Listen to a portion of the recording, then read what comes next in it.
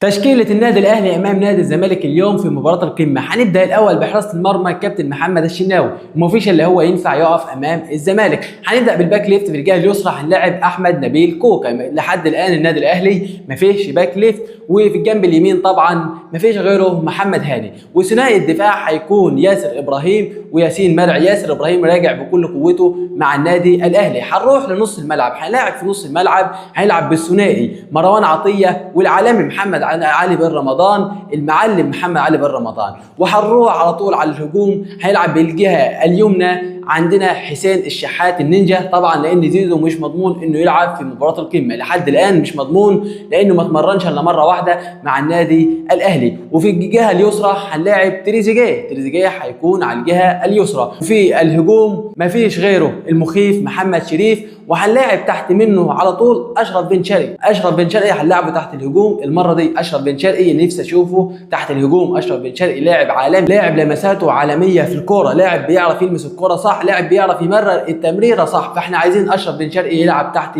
الهجوم. في تشكيله النادي الاهلي المتوقعه النهارده امام نادي الزمالك في مباراه القمه اللي هتكون في مساء اليوم الساعه 8 مساء. توقعاتكم معايا لمباراه القمه القويه. ما تنسوش المتابعه والكوره مع السيد، ولو اي حد عنده كلام تاني في التشكيله يكتب لي في التعليقات.